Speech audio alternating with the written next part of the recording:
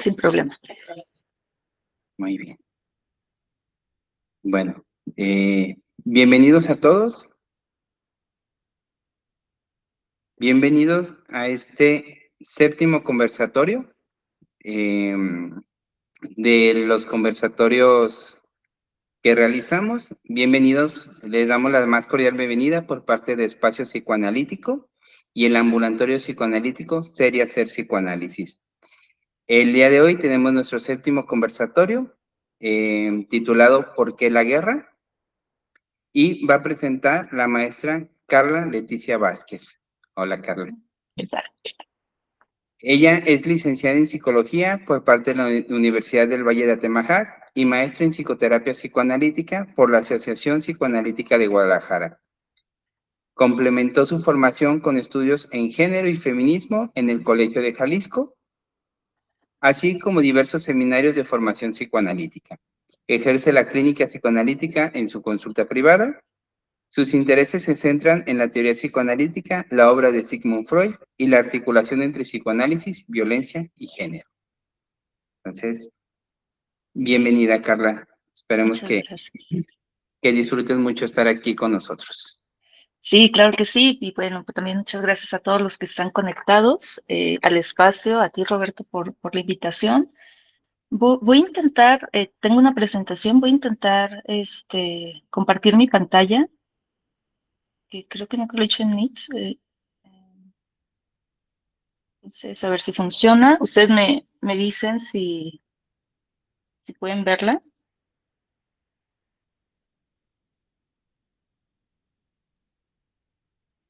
¿Sí se logra ver? Se ve lo que es como... Ándale, ahí ya. ¿Ahí ya se ve? Ahí se ve tu presentación, sí. Perfecto, muy bien. Pues bueno, pues este jueves por la noche vamos a hablar de un tema que quizá no es tan agradable para después irse a dormir, pero vamos a hablar precisamente de la guerra. Lo que voy a tratar de hacer es un recorrido teórico desde Freud, nada más, de cómo pensaba él la guerra y cómo terminó, su teoría, dándole una conclusión que podemos observar en la carta que envía a Einstein. En un momento más vamos a hablar un poquito de esa correspondencia, pero primero para esto necesito pues un poco del contexto histórico. Algo que me interesa en particular del tema de la guerra es primero por la importancia actual. Creo que estamos en un momento crucial respecto a ese tema. Por todos lados, ¿no? Escuchamos la guerra y no es algo novedoso. La guerra viene existiendo desde siempre, pero creo que sí hay elementos distintos en la actualidad. Eh, y bueno, también lo que me interesa es este enlace que hay con las pulsiones, tanto la erótica como Thanatos, la pulsión de muerte, y cómo lo social y lo intrapsíquico están relacionados. O sea, tenemos que recordar siempre que el inconsciente no puede pensarse al margen de la dimensión social. Entonces, bueno, aquí les puse una foto de la familia Freud, y pueden ver a los hijos, a Marta, a la cuñada, y creo que hace falta ahí una niña que muy probablemente vaya a ser Ana, ¿no?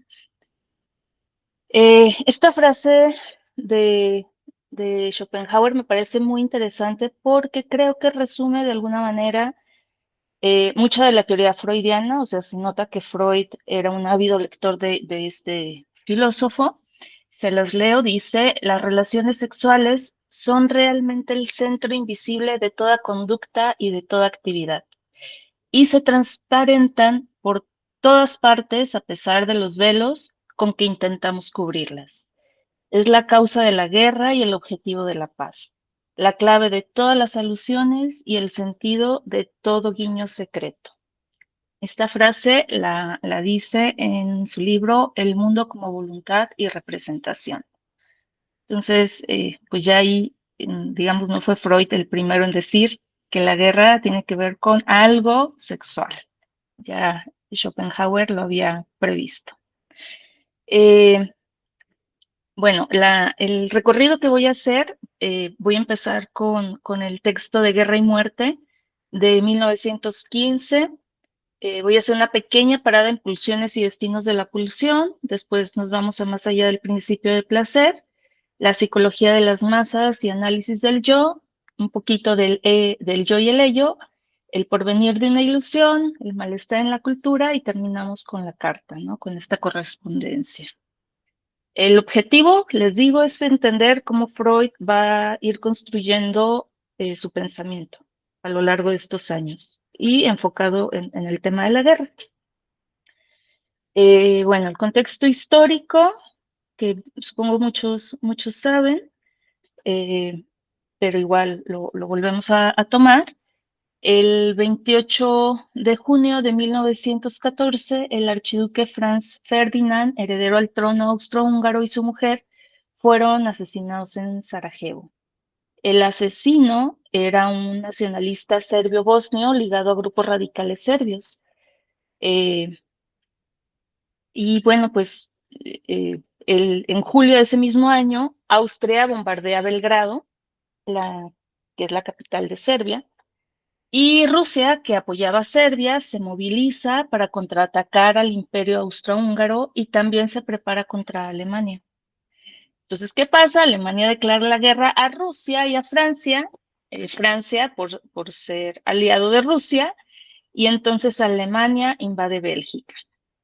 Inglaterra entra y declara la guerra a Alemania por invadir Bélgica y por tener alianzas con Francia. Entonces, creo que Freud vive todo esto y claro que es un tema que se está viviendo en ese momento y es un tema que le interesa, ¿no? Eh,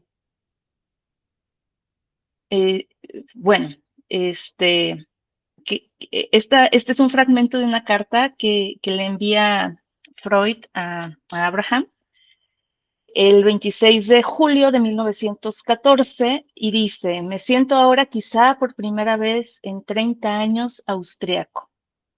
Este, pues se ve ahí un poco del nacionalismo quizá de Freud, pero también podemos entender que Freud era judío. O sea, Freud quizá vivía un poco al margen de la sociedad debido a pues esta segregación que había hacia a los judíos, y aunque él pues pertenecía a Austria, ¿no? Como ciudadano, pues nunca se sintió quizá del todo integrado. Entonces, ¿qué pasa con la guerra? Pues le genera un ánimo nacionalista y una expectativa de unión. Este, es como si el ambiente de la época hiciera sentir que todos los que pertenecían a Austria eran uno solo. Y eso pues era una exaltación, ¿no? Se nota la moral de todos los ciudadanos y se empiezan a sentir muy valerosos. Freud vivió el inicio del conflicto con muchos sentimientos encontrados.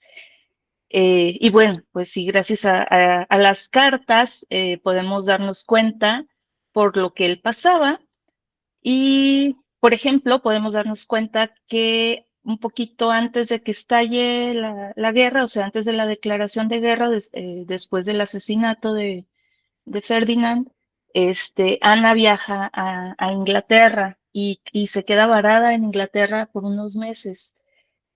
Como que no creyeron que el asesinato fuera a causar tal revuelo, ¿no? Al inicio. Eh, También, pues creo que podemos ver que la exaltación general pues era contagiosa, ¿no? En esos días todo el mundo se sentía como muy feliz de sentir que iban a entrar en una batalla de honor, de gloria, de defender a su país. Bueno, después vemos, sin embargo, un par de días después, que Freud le escribe también a Abraham y le dice, dentro de un par de semanas nos sentiremos avergonzados de esta excitación actual, o más bien estaremos próximos a hechos de gran trascendencia histórica, cuya amenaza viene prolongándose desde hace décadas. Y bueno, aquí yo creo que Freud comenzó quizá a entrar en esta desilusión y ver lo que pues se les venía encima. Pues gracias a las cartas de la época, pues podemos ver a Freud desde su subjetividad y no solo a Freud, también a sus colaboradores y familiares. Y creo que nos es posible verlos más allá de unas figuras históricas. Me parece que más bien las cartas nos ayudan a humanizarlos. Y así pues nos vamos dando cuenta de esas contradicciones, de esos conflictos, de los afectos, ¿no? Y creo que eso es lo más bonito, ¿no? De leer las cartas. Y bueno, también vamos viendo cómo los acontecimientos sociales impactan directamente en la teoría. Eh, bueno, aquí vemos a Freud con sus dos hijos varones, pero en realidad los tres hijos varones de Freud van a la guerra. Afortunadamente ninguno pues sufre algo muy terrible. Uno de ellos sí tuvo un rozón de bala, pero no nada más allá. Y bueno, siguiendo el contexto histórico del otro personaje de la carta, que es Albert Einstein, en Alemania, el 4 de octubre de 1914, 93 intelectuales, científicos y artistas publican un texto apoyando las acciones militares de Alemania. Poco después surge un documento pidiendo la paz y, pues, ¿qué creen? Nadie lo quiere firmar. Entre los pocos que sí quieren firmarlos está, pues, este señor, Albert Einstein, ¿no? Eh, Acá les pongo un fragmento de una carta que creo que resume un poco las conclusiones hasta a las que puede llegar Freud hasta ese momento. Esta carta es del 28 de diciembre de 1914. Se le escribe al doctor Frederick Van Eden y dice, el psicoanálisis ha llegado a la conclusión de que los impulsos primitivos, salvajes y malignos de la humanidad no han desaparecido en ninguno de sus individuos, sino que persisten, aunque reprimidos en el inconsciente, y que esperan ocasiones propicias para desarrollar su actividad. Creo que aquí Freud esclarece que hay algo dentro de nosotros que busca una vía de expresión que permita sacar esos impulsos salvajes y malignos, ¿no? Algo que él ya había desarrollado en 1913 en Tótem y Tabú. O sea, lo tenía bien cercano, ¿no? Recién salido del horno ese libro. En 1915, 6 meses después del estallido de la Primera Guerra Mundial, Freud publica De Guerra y Muerte, temas de actualidad. Y en este texto comienza hablando de la desilusión. Nos dice que tendemos a tener la ilusión de que el ser humano es mejor de lo que en realidad es. Aquí nos habla de que la esencia más profunda del ser humano son pulsiones que lo que van a buscar es satisfacer su necesidad y que estas pulsiones no las podemos pensar ni como buenas ni como malas. Lo que va a hacer la pulsión es ejercer una presión constante en el aparato psíquico y lo que va a necesitar es su descarga. Esa va a ser su meta, la satisfacción. En este año aún no habla sobre la pulsión de muerte. Aquí todavía tiene el modelo de las pulsiones sexuales y las pulsiones del yo y de autoconservación. Y aquí es donde les digo que abro un pequeño paréntesis para hablar un poco de las pulsiones, porque creo que es importante, ¿no? Tenerlo en cuenta. Este texto también es de 1915, solo que se publica antes, Pulsiones y Destinos de la Pulsión. Y aquí es donde define Freud la pulsión como un concepto fronterizo entre lo anímico y lo somático, es decir, el representante psíquico de las fuerzas somáticas. Freud en este texto propone dos pulsiones, la pulsión sexual y la pulsión yoica, que también se le llama pulsión de autoconservación. Y pues si ya dijimos que la meta es la satisfacción, quizá valga la pena entender que tal satisfacción se produce porque hay una liberación de la tensión. Freud distingue 4 características de la pulsión en general: la fuente, el empuje, el objeto y la meta. Entonces, la fuente va a ser corporal y su representación psíquica va a ser la pulsión. El empuje es esa fuerza que para Freud es constante y no podemos huir de esa fuerza, o sea, siempre va a estar, ¿no? El objeto es aquello donde la pulsión alcanza su meta y esta es variable porque puede cambiar de objeto. Y bueno, ya les dije, la meta siempre va a ser la satisfacción. Nos dice que las pulsiones sexuales son numerosas, de muchas fuentes orgánicas y lo que buscan es el placer de órgano. También dice que están al servicio de la reproducción. Por otro lado, las pulsiones yoicas están al servicio de la conservación del sujeto. En su trabajo en la clínica, Freud observó que las neurosis tenían como origen el conflicto entre los reclamos de la sexualidad y los del yo. Este texto es en sí muy importante en toda su totalidad, pero para el objetivo de esta charla quisiera solo detenerme en un punto interesante, que es la manera en que Freud aborda el odio. Y nos dice, el yo odia, aborrece y persigue con fines destructivos a todos los objetos que constituyen para él una fuente de sensaciones displacenteras. Es decir, el odio, dice Freud, no tiene un origen sexual, sino que proviene de la pulsión yoica. Y lo que va a buscar es luchar por la autoconservación. Esto me gustaría que lo tengamos en cuenta porque en 1920 esta explicación se va a complejizar, pero por ahora en 1915 el odio parece más una defensa contra la insatisfacción, ¿no? Incluso dice, el odio es más antiguo que el amor. Brota de la repulsa primordial que el yo narcisista opone al mundo exterior. O sea, no es posible que el yo se pueda odiar, el yo odia afuera, ¿no? Y por lo tanto, Freud no puede ver el amor y el odio como antónimos porque dice no tienen el mismo origen. El amor siempre se va a dirigir hacia sí mismo y es siempre un momento autoerótico. Y la satisfacción va a ser en el propio cuerpo y sus necesidades. No va a ir primero hacia un objeto externo. El odio es una reacción a lo que resulta displacentero o amenazante y eso que viene de afuera o ajeno lo va a rechazar. Y bueno, hasta aquí con este paréntesis, ¿no? Voy a seguir con el texto de Guerra y Muerte. Y dice Freud que la sociedad pensó durante mucho tiempo que la cultura nos iba a salvar de nuestras tendencias agresivas y se pensaba incluso por la época y por cuestiones eurocentrísticas, y lo vemos así, ¿no? Que hay pueblos más cultos que otros, o hay pueblos mucho más primitivos que otros. Y se pensaba que esos pueblos cultos, pues, tenían menos tendencias agresivas. Y pues aquí dice Freud, pues, ¿qué creen? Esta es la desilusión. Y yo creo que si nos ponemos a pensar en el contexto de la Viena de esos años, pues era la cuna de muchos músicos, escritores, intelectuales, filósofos, y los cafés eran esa representación en donde se discutían los temas más importantes de la época. Y aún así, el entusiasmo de todos era ir a matar, a conquistar, a vencer, ¿no? Entonces dice Freud, ¿qué pasó?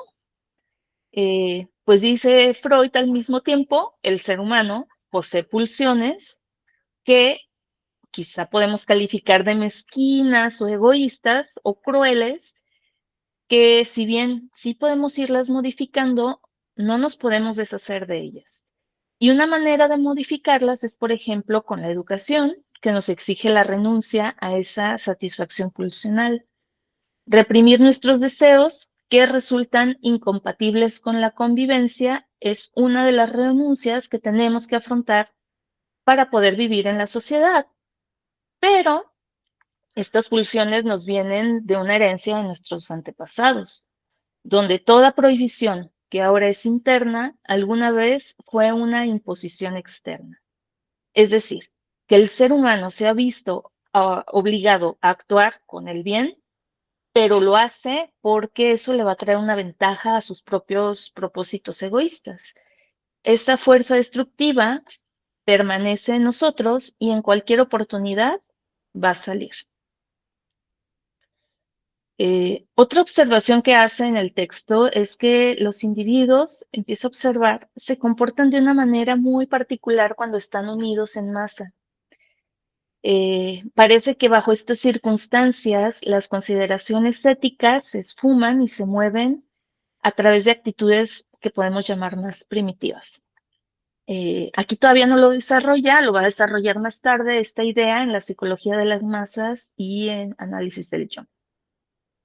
La segunda parte del texto la dedica más hacia la actitud que hay hacia la muerte. Nos dice Freud que el ser humano vive negando la muerte.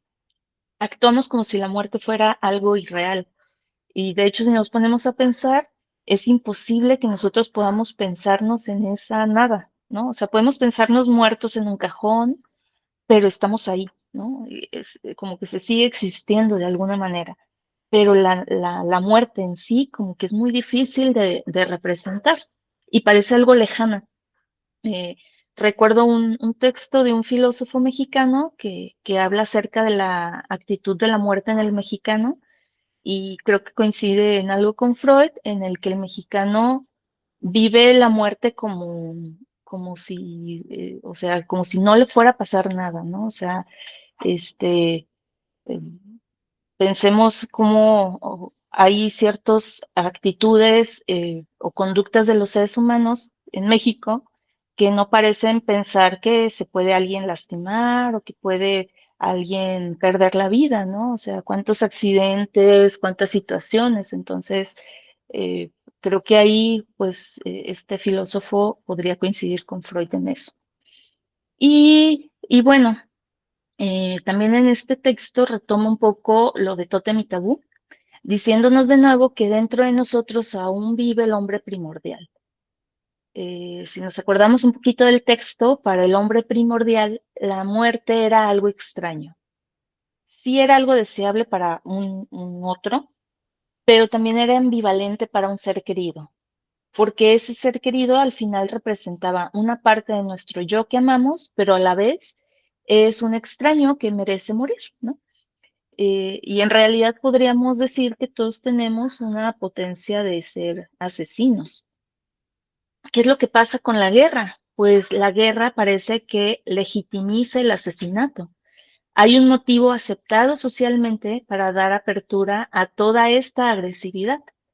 Y cuando hablo de este tema, siempre recuerdo un libro de Stefan Zweig que se llama El mundo de ayer, que por cierto también conoce a Freud y también hay muchas cartas entre ellos. Y lo lindo de Zweig es que tiene una forma de escribir como muy sencilla y muy amena.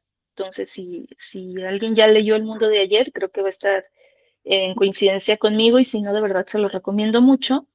Ahí narra un poco la experiencia que Zweig tiene en la Primera y bueno, también le toca la Segunda Guerra Mundial y lo increíble que es para él el entusiasmo que hay de todos estos jóvenes por alistarse en el ejército.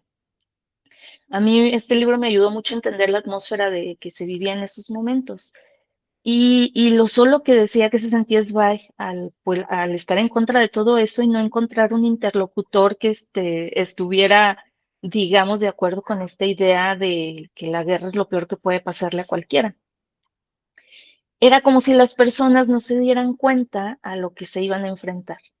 O sea, como que pensaban la guerra como una ficción, algo que leían en los libros, pero no podían pensar que ellos al ir a la guerra pues estaban enfrentando a su propia muerte, ¿no? O a la muerte de un ser querido, a una enfermedad, al hambre, al sufrimiento. Y siguiendo las palabras de Freud respecto a la imposibilidad de representarnos la muerte, dice que pues quizá la valentía de un soldado tenga que ver más con esta imposibilidad de pensarse pues sí, inmortal o con la capacidad de dañarse a sí mismo, ¿no? Y que por eso se avienta tanto, porque cree que nada malo le puede pasar. Y aquí Freud hace una pregunta para el lector y le dice, a ver, ¿por qué mejor no asumimos que la guerra no se puede eliminar? ¿Por qué mientras mientras sigan habiendo estas condiciones donde los pueblos tengan malquerencias entre ellos y existe esta violencia, pues la guerra va a seguir, ¿no? No va a poder dejar de existir. Y llega a la conclusión de que lo más importante, pues es dejar la ilusión de lado porque no nos está permitiendo ver la realidad. ¿Cuál es esa realidad? Pues una, que tenemos tendencias agresivas, que la cultura no nos sana, ni nos, o sea, ahí en este texto todavía dice, y quién sabe si nos vaya a sanar, y que si bien la civilización desvía esta agresividad, aún vive en nosotros esta ambivalencia, el deseo de matar al extraño y, por supuesto, eh, nuestro fin, que es la muerte, ¿no? Algo que nos es difícil pensar. Y termina diciendo que soportar la vida sigue siendo el primer deber del ser humano. Y esto es interesante porque soportar la vida implica algo que después vamos a entender cuando habla de la pulsión de vida y la pulsión de muerte. Y cambia una frase muy conocida en la época, que la frase era, si quieres conservar la paz, ármate para la guerra. Y dice, bueno, hay que modificarlo. Si quieres soportar la vida, pues mejor prepárate para la muerte, ¿no? Eh, y bueno, mm, digamos que termina la llamada Gran Guerra, que después nosotros vamos a conocer como la Primera Guerra Mundial, y la conocemos como la primera, pues porque hubo una Segunda Guerra Mundial. Esta Primera Guerra Mundial dura de 1914 a 1918 y, aunque parezca increíble, pues viene la Segunda, ¿no? Y a este periodo entre la primera y la segunda, es decir, entre 1918 y 1939, se le conoce como el periodo de entreguerras. Y es de este periodo los textos que vamos a estar revisando. Para poner un poco el contexto histórico y entender qué se vivía en esos momentos, por ejemplo, en 1917 inicia la Revolución Rusa y por este miedo que hay al avance del comunismo, muchos sectores se sintieron amenazados. Esto llevó a que se brindaran apoyos a movimientos de ultraderecha que eran los que prometían frenar a los socialistas y a los comunistas. Y es de esta manera como llega Mussolini al poder en 1922 con el partido fascista y pues con las camisas negras, ¿no? Esto también es importante porque este acontecimiento quizá lo podemos retomar después con psicología de las masas. También considero importante señalar que Freud en ese mismo periodo de posguerra vivió problemas económicos importantes. O sea, si bien no se estaba muriendo de hambre, pues sí se vio mermada mucha su clínica. Y al igual que muchos de sus compatriotas austriacos, fueron golpeados por la inflación de esos años. Alemania, por su parte, quedó devastada, con muchos problemas económicos. Y bueno, esto es algo que muchos historiadores han señalado como una de las explicaciones por las que el nazismo, pues, se va a la alza, ¿no? Eh, Vayamos ahora a 1920, 2 años después de que termina la guerra, Freud publica un libro que va a revolucionar el psicoanálisis, y me refiero a Más allá del principio de placer. Un detalle importante que creo, o sea, que sí hay que señalar, es la muerte de su hija Sophie a la edad de 26 años, porque pues muere por la llamada gripe española. Y bueno, si bien Freud dice este texto de la pulsión de muerte ya lo había escrito cuando esto ocurrió, pues creo que de todas formas es un acontecimiento importante, ¿no? Y bueno, también otro acontecimiento importante es pues que muchos de los pacientes y colaboradores de Freud van a la guerra, eh, y muchos no regresan, ¿no? O muchos se vieron dañados no solamente física, sino pues psicológicamente. Y pues las consultas privadas de estos psicoanalistas en estos inicios de estos años, pues se ven llenas de combatientes de la Primera Guerra Mundial. Y aquí Freud insisto, junto a otros psicoanalistas, comienzan a observar lo que después van a llamar la neurosis de guerra, que tenía una característica, que tenían unos sueños repetitivos sobre momentos traumáticos. Y aquí como que surge la pregunta, ¿no? ¿Qué función puede tener el repetir el horror? Y Freud ya había explicado antes que en la psique humana había una tendencia fuerte hacia el principio de placer, pero luego observaba en la clínica otras fuerzas que no explicaban por completo esta afirmación, por lo que llegó a la conclusión de que no siempre puede corresponder a una tendencia al placer. Observaba, por ejemplo, que en muchas ocasiones había una compulsión a la repetición que podía vivirse de manera displacentera para el yo, pero no para otra instancia. Es decir, puede ser displacentera eh, para, para el yo, pero satisfactorio para aquello reprimido y que vuelve a repetirse, aunque el yo lo viva como sufrimiento. Aquí seguimos hablando del principio de placer, sin embargo hay vivencias, dice Freud, que se repiten, que no podían ser placenteras para ninguna instancia.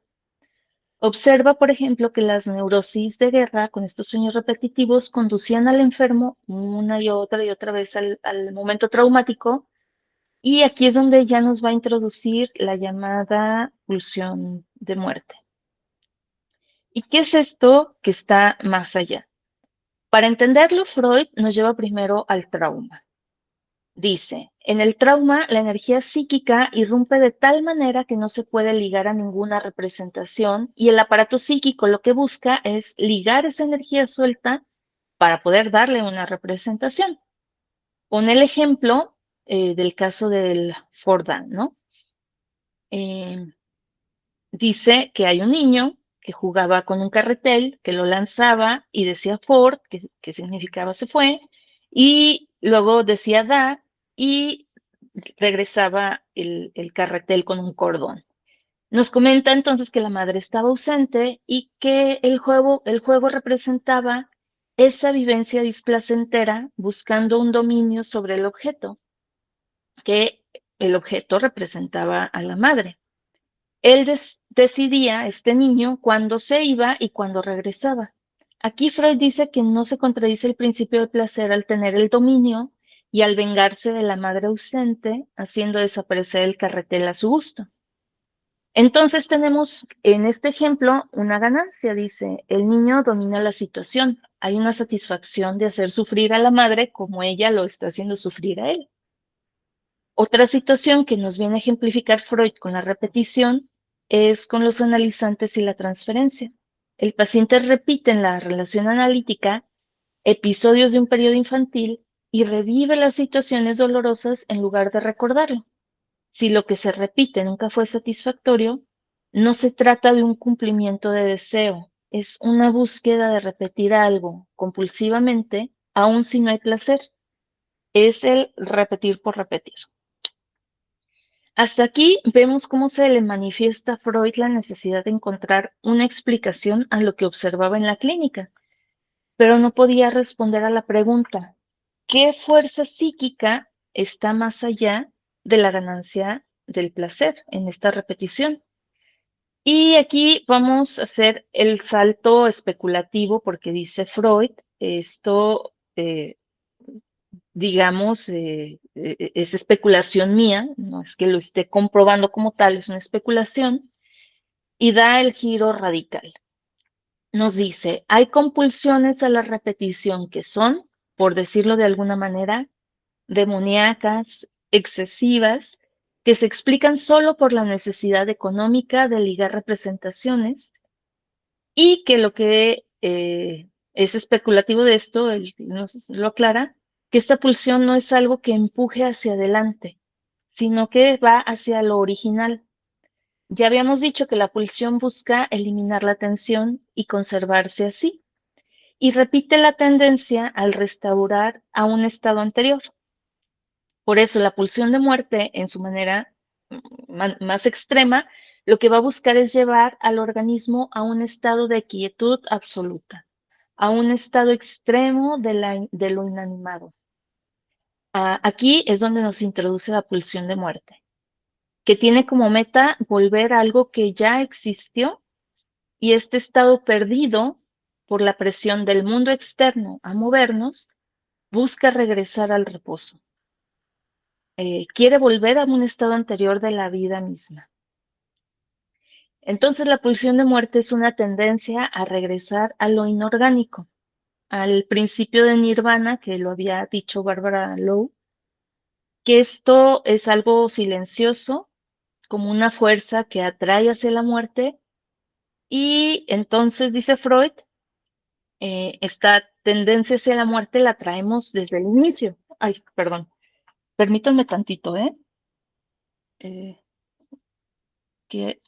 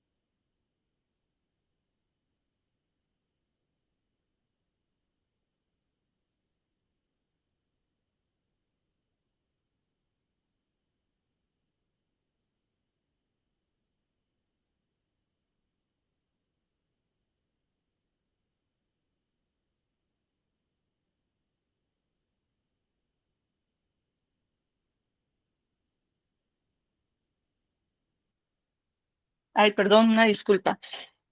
A ver, sigo. ¿Me escuchan ahí? Sí, perfecto.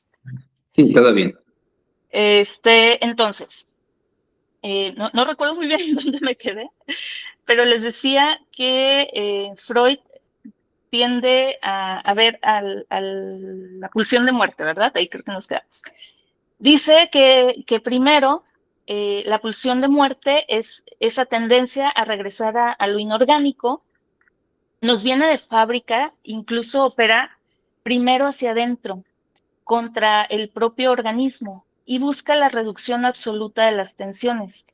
Es algo que pues va a generar, digamos que ciertas opiniones encontradas entre los psicoanalistas, porque lo que afirma Freud es que el aparato psíquico no busca repetir para lograr algo nuevo, un progreso, ¿no? De alguna manera, sino que en el fondo lo que va a buscar es volver a ese estado inanimado sin conseguir nada, o mejor dicho, consiguiendo una tensión a cero.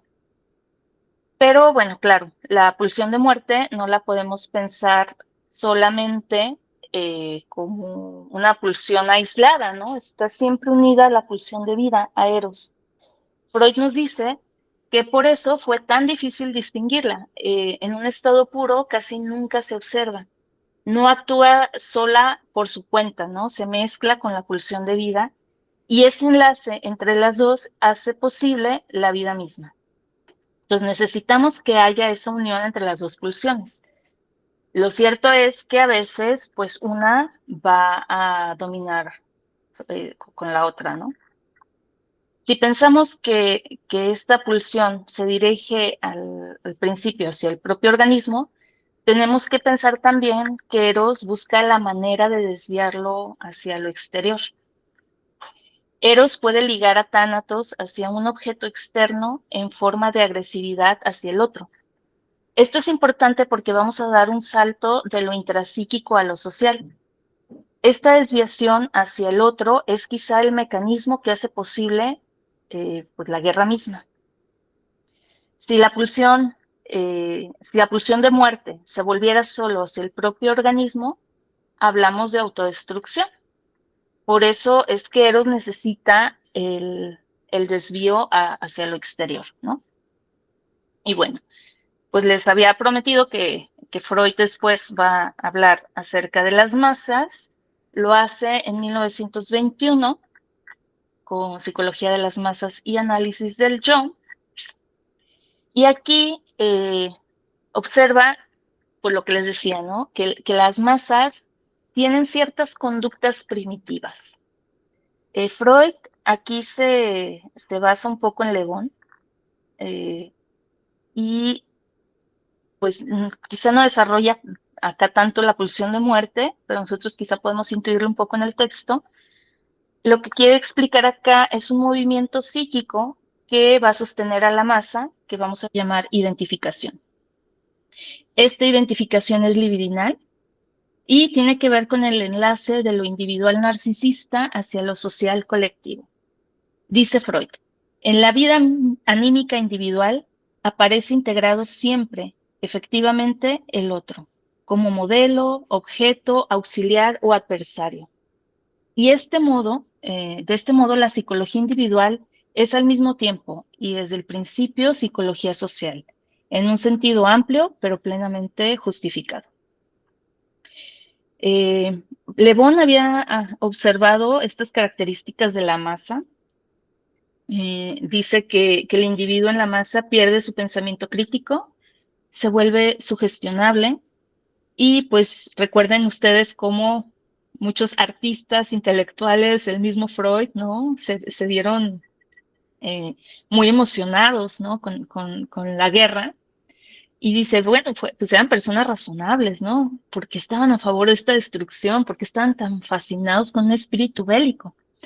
Y dice que los individuos en masa suelen contagiar sus emociones a otros, se vuelven mucho más impulsivos y por eso la conclusión fue que la masa hace que los individuos regresen a un estado primitivo. Lo que Le Bon no explica y que Freud lo va a hacer es cómo sucede esto, ¿no? Lo que falta aquí entender es la identificación. Lo que va a buscar la masa va a ser un líder y la gente se va a identificar con él. Y la unión de todos con el líder a la cabeza se genera gracias al amor, es decir, a los lazos libidinales que van hacia esa figura en donde se coloca el ideal del yo. Entre muchos ejemplos de masas que hay, Freud destaca dos, que son masas artificiales. Son artificiales porque la masa en general se une y se desune, o sea, no hay un tiempo prolongado de la masa, pero la iglesia y el ejército pues han durado una eternidad, ¿no? Estas masas son duraderas, altamente organizadas y, como toda masa, aquellos que no pertenecen a esta organización van a ser los depositarios de las hostilidades. Es aquí donde la identificación toma una importancia, porque va a ser el vínculo emocional más primitivo que se da con otro ser humano.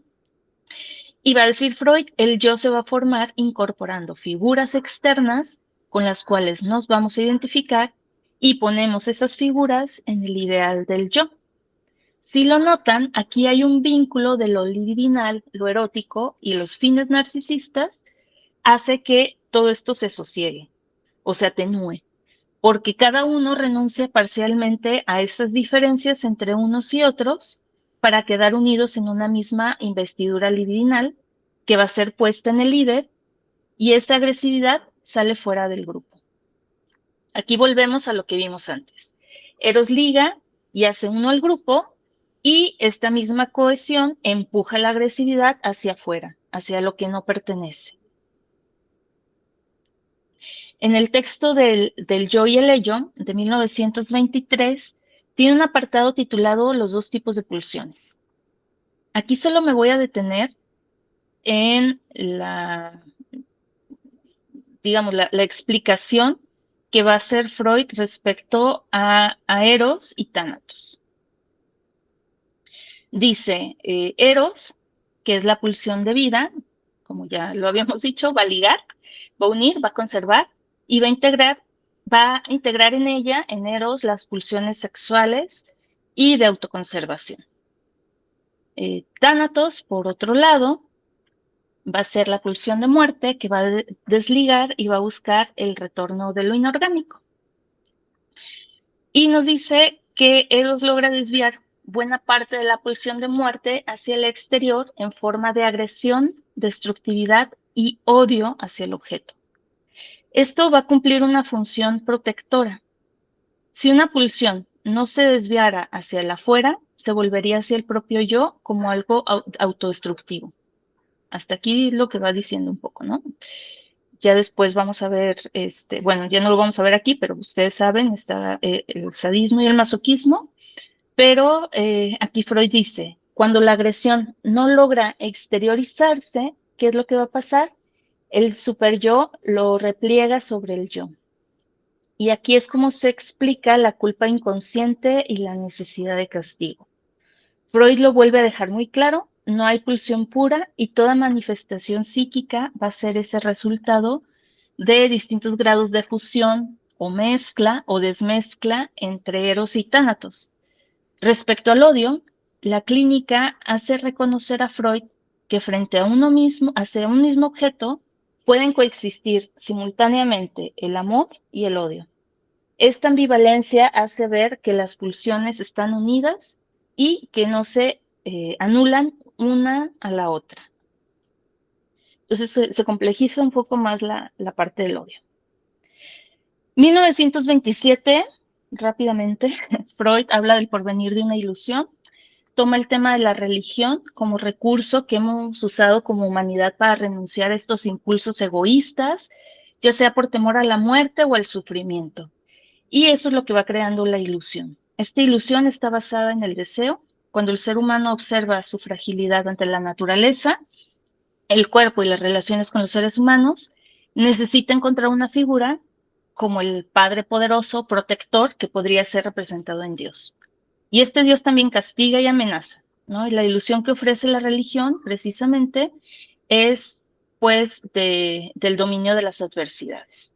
Creo que me voy a ir un poco más rápido, si no, no vamos a llegar a la carta. Eh,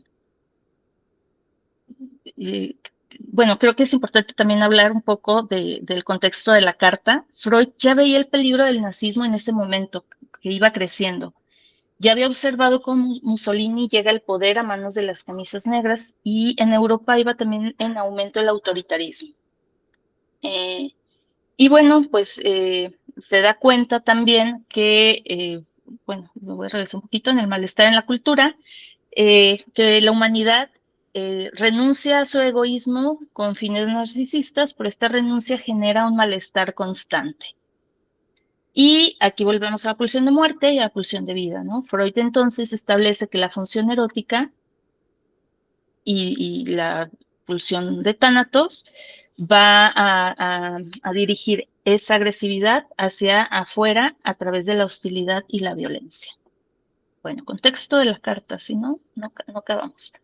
En 1931, la Comisión Permanente para la Literatura y las Artes de la Liga de las Naciones le encargó al Instituto Internacional de Cooperación Intelectual que organizara un intercambio epistolar entre diferentes intelectuales.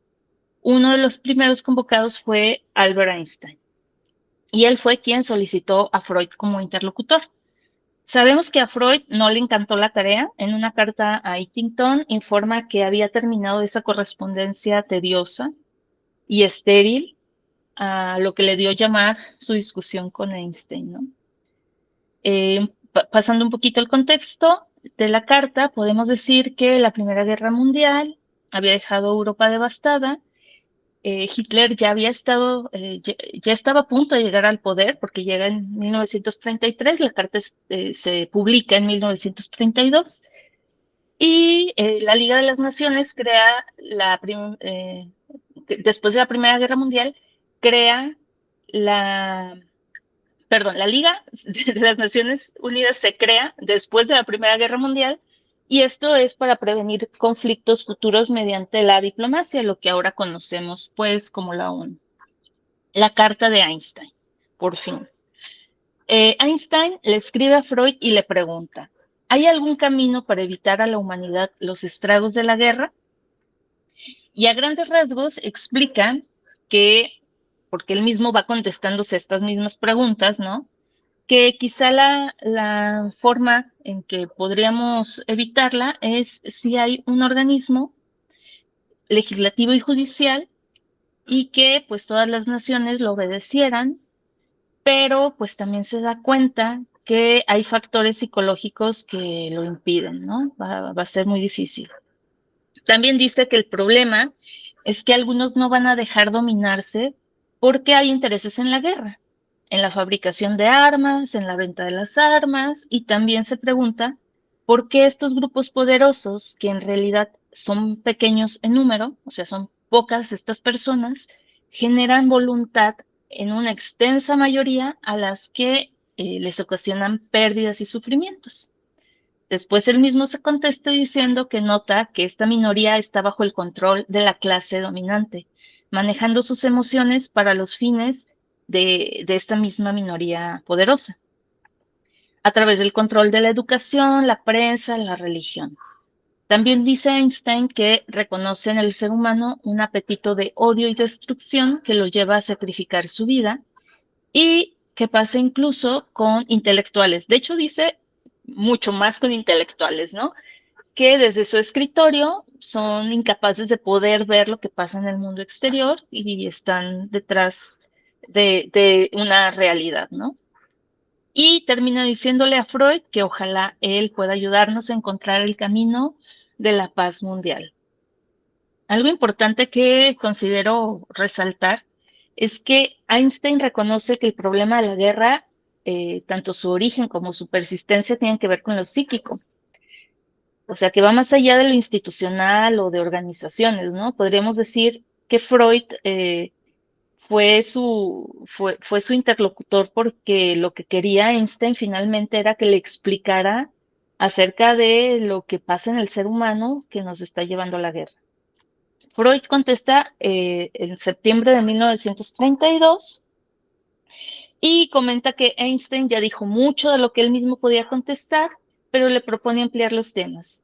Primero, y esto me parece muy interesante, sustituye la palabra poder por violencia y quiere comenzar por el nexo entre el derecho y la violencia.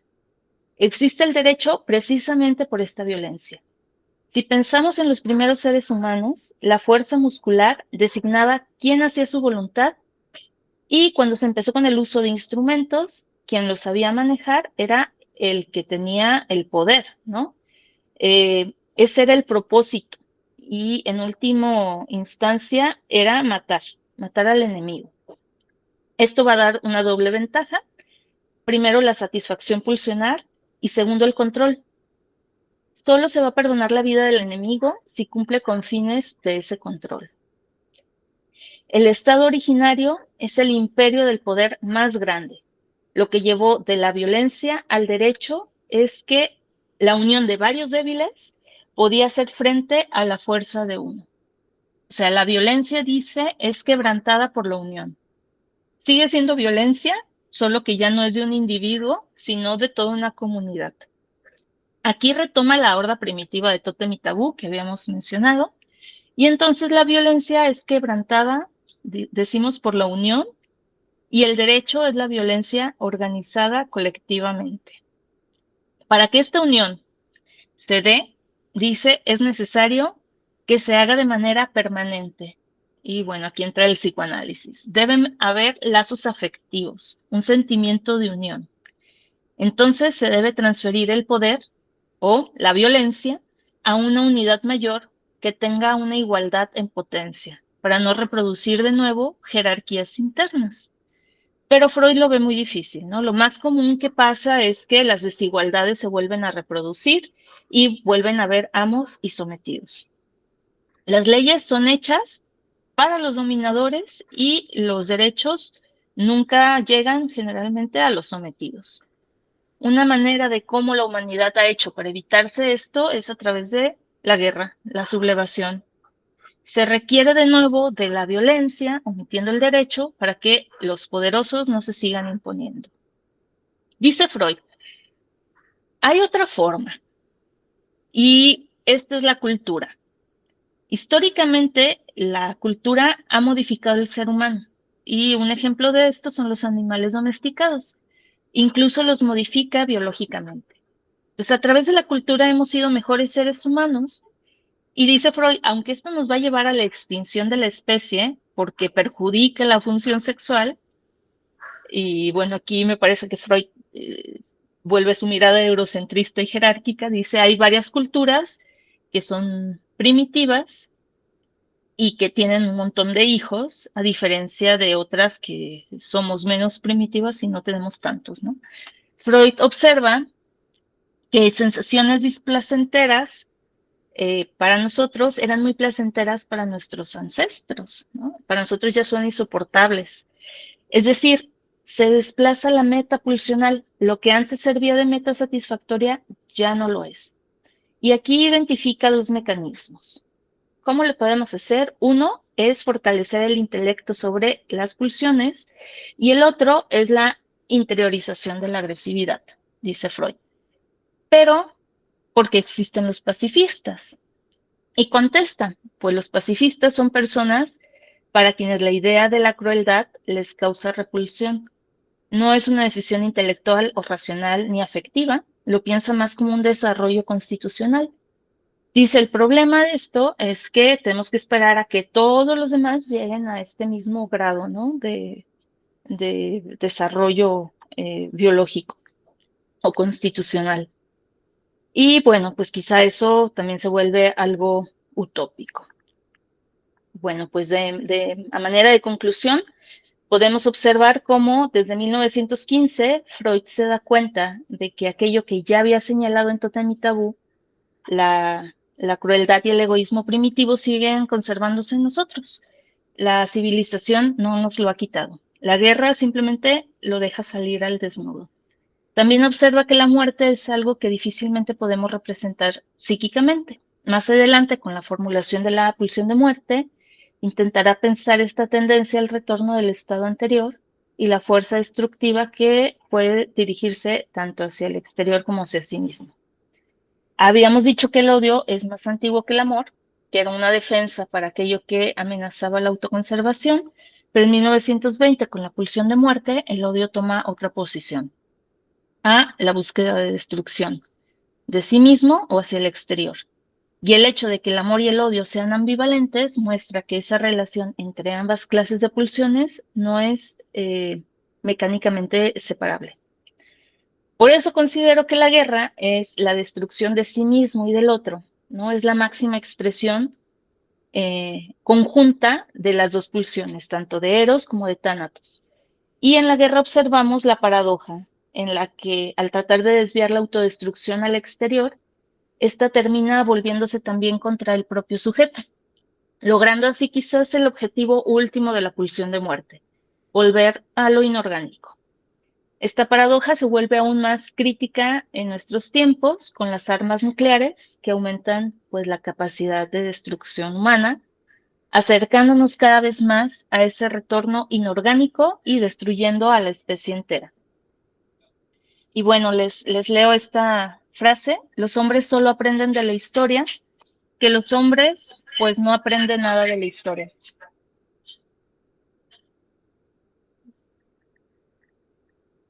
Y aquí les dejo la bibliografía. Y bueno, ya no tenemos tiempo, tenía otras cartas, pero creo que ya fue suficiente.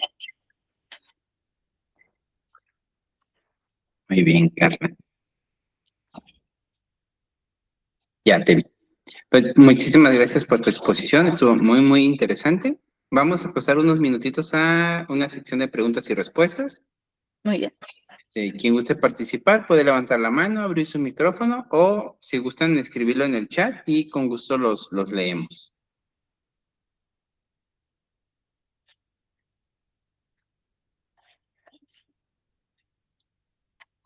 ¿Quién dice yo?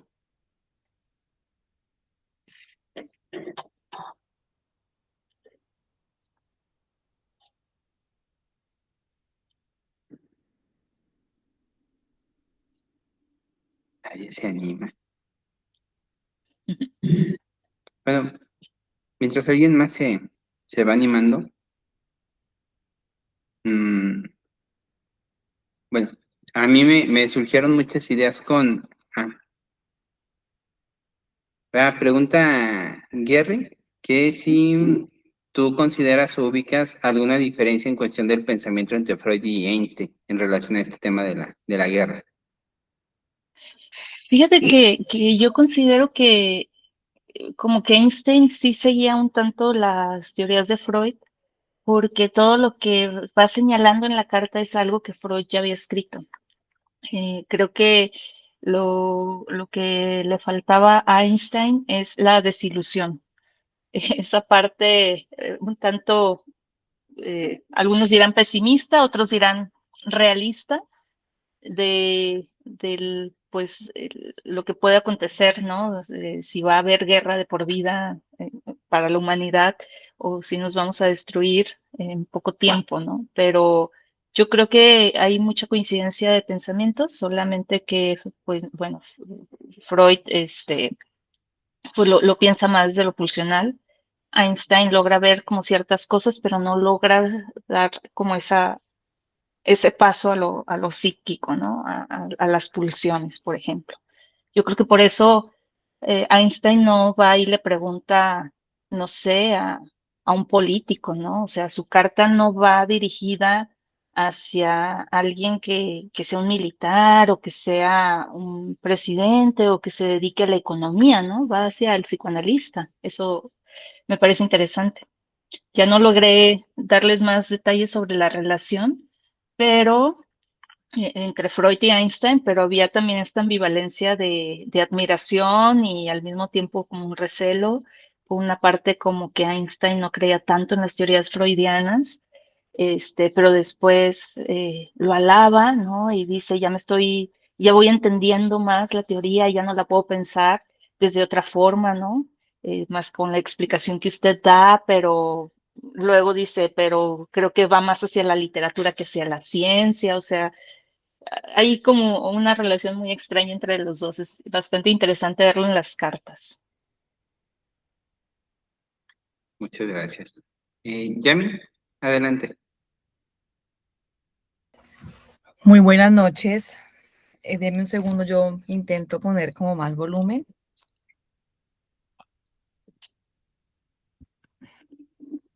Bueno, yo creo que ahí escuchan mejor. Ok. Bueno, pues mi nombre es Yamile Marín. Frente a este panorama, igual pues la presentación muy interesante, muy clara, muy coherente, digamos, esa trayectoria mmm, de datas pues y esa evolución, pero una evolución, un panorama bastante desolador y pesimista, por así decirlo, frente a lo que somos como seres humanos. Y bueno, entonces ya como desde lo que nos compete del psicoanálisis en sí mismo y nosotros como terapeutas y digamos colectivo interesado en todo lo que es esa construcción del ser humano, me surge pues como esa inquietud y es cuál será entonces nuestra puesta en escena, en nuestro quehacer cotidiano frente a esa tarea de, de la guerra. Es decir, entonces, ¿cómo hacer, cuál va a ser como nuestra... Porque entonces, bueno, hay una frase, la última frase que pones es muy diciente, ¿cierto? Pues conocemos la historia, pero al final conocerla no sirve de nada, porque seguimos en lo mismo siglos y siglos. Entonces, desde este siglo, digamos, de este momento, ya aquí hoy, cuáles podrían ser esas formas de nosotros como terapeutas, como psicoanalistas, intervenir frente a este punto. Muchas gracias. No, gracias a ti por tu pregunta. Bueno, qué difícil, ¿no? Poder contestar a esta. Yo considero que sí hay algo más allá de Freud en este aspecto de la guerra. Si bien Freud nos ayuda a entender muchas cosas, también hay otras que podemos ir integrando. Primero, entender que la guerra surge también porque hay una estructura que lo permite.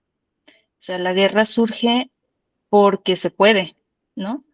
Y genera también adeptos porque se va valiendo precisamente de esas eh, vulnerabilidades de los seres humanos. Entonces yo creo que dentro del consultorio, claro que tenemos todo un que hacer para reorientar la agresividad, precisamente. O sea, de la agresividad no nos vamos a deshacer, pero podemos ir encontrando otras maneras de ir reorientando la meta, ¿no? O sea, bueno, la meta va a ser la satisfacción, pero más bien las vías para poder hacerlo. Afortunadamente, creo que existe la utopía, que yo creo que, no sé si Freud estaría de acuerdo en esto o no, pero para mí la utopía nos ha ayudado como seres humanos a pensar en esas ideas imposibles, que quizá no llegamos a ese grado 100 de la utopía, pero vamos formando un camino que nos lleva precisamente a eso, ¿no? A formarnos como mejores seres humanos. El asunto es que de repente se viven tensiones, pues que estamos al borde de que estalle una guerra que yo les decía no es lo mismo, no es la misma guerra que vivió Freud, ¿no? Ahora Rusia tiene apuntando a Estados Unidos con un arma nuclear, y Estados Unidos tiene apuntando a China, y China tiene apuntando así, ¿no? A todo el mundo. Y un solo botón, pues implica que la humanidad se pueda desvanecer, o el mundo entero, en minutos. Entonces creo que las armas, la evolución de la destructividad del ser humano ha sido mucho más grande. Hasta ahorita eso es lo que ha detenido, ¿no? El de ármate para la guerra, si quieres la paz. Pues sí, pero dice Freud, no, o sea, mejor pensemos desde la desilusión de que no nos va a pasar nada, o sea, te vas a morir, ¿no? O sea, existe la posibilidad del sufrimiento del ser humano, y yo creo también que pues es una situación pulsional que es llegar a lo inorgánico, pero yo también creo que sí hay todavía la esperanza de ir buscando otras maneras, otros caminos, y cambiar las estructuras finalmente, ¿no? Que están propiciando la guerra. El patriarcado, por ejemplo, quizá pues es algo que en psicoanálisis no hablamos tanto, pero pues el patriarcado, el racismo, todos estos temas que van generando pues que se vayan generando estos odios mucho más grandes, mucho más fuertes, y se normalicen, ¿no? De alguna manera. Entonces, no sé si por ahí respondo tu pregunta. Sí, claro que sí, igual son temas de abordar pues a profundidad, pero sí, muchas gracias por ese aporte. No a ti. Muy bien. Bueno, yo creo que también ya lo vamos a ir dejando. Igual, pues esta última pregunta de Ángeles, y creo que con eso vamos cerrando, ¿de acuerdo? Ángeles, adelante. Sí, gracias. Bueno, realmente no es una pregunta, sino más bien el validar. Es una exposición muy valiosa la que hizo Carla. Y pues creo que en esta exposición nos mostró cómo Freud pues realmente no ofrece una solución simple al problema de la guerra, sino que nos está planteando que este conflicto pues forma parte de la condición humana, y que esta tarea, que la tarea de la civilización consiste en encontrar formas de canalizar la agresividad sin recurrir a la destrucción, aunque en estos tiempos pues realmente podría parecernos algo casi imposible, ¿no? Con tantos frentes abiertos que hay en el mundo para la guerra. Sin embargo, creo que esta es una postura realista, que sigue siendo útil para comprender muchos de los fenómenos sociales actuales, como son pues el odio, porque es más fuerte el odio que el amor, ¿no? Y pues creo que la guerra, pues sí, lo que Freud nos propone, pues que la guerra representa una manifestación colectiva de esta pulsión destructiva que tenemos como seres humanos, y mientras que la cultura pues busca contenerla mediante el derecho, la identificación con otros y fortaleciendo esos lazos sociales. Entonces, pues creo que desde esta perspectiva, pues sí, efectivamente la paz no es un estado natural, ojalá lo fuera, no es así, sino es una construcción permanente que requiere de un trabajo constante simbolización y de la elaboración de la agresividad, aunque en esos tiempos pues sea tan difícil poderlo lograr. Muchas gracias, Carla, me encantó tu exposición. No, al contrario, Ángeles, muchas gracias. Y sí, o sea, creo que en pocas palabras dices todo, ¿no? Que todo lo que yo dije en tanto tiempo, precisamente, ¿no? O sea, lo que dices de que la paz no es natural, pues sí, precisamente, pues creo que es la conclusión de Freud, ¿no? O sea, no podemos evitar que vaya a haber guerras, pero pues vamos buscando otra manera, ¿no? Vamos tratando de buscarla a ver si llegamos. Pero pues queda ahí como final abierto, ¿no? ¿Llegaremos o no llegaremos? ¿Quién sabe? Bueno, muchas gracias. Bueno, les agradezco, muchas gracias, Carlas, por tu gran exposición. Realmente estuvo muy, muy interesante. De hecho, yo creo que hasta tiempo nos falta para poder continuar, ¿no? De hecho, a mí me hubiera gustado también un poquito más de tiempo para poder resaltar la idea y la propuesta de Freud, ¿no? Que la propuesta de Freud es crear lazos libidinales, lazos amorosos. Sí, pero en esta totalidad que acepte tanto lo agresivo, que no se rechace para que no devenga en estados de violencia. Y eso me parece muy interesante en tanto que es una propuesta de Freud, ¿no? Pero también compleja porque, bueno, al fin de cuentas, crear comunidad y crear grupos abre la puerta a la guerra, porque es el rechazo del no yo, de lo grupal.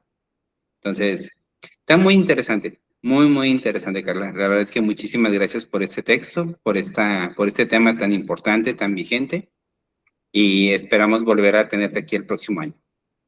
¿Sí? Con mucho gusto, muchas gracias por la invitación y gracias por escuchar. Muchas gracias a ti. Y a todos los demás, muchas gracias por su asistencia. Les agradecemos mucho por estar aquí.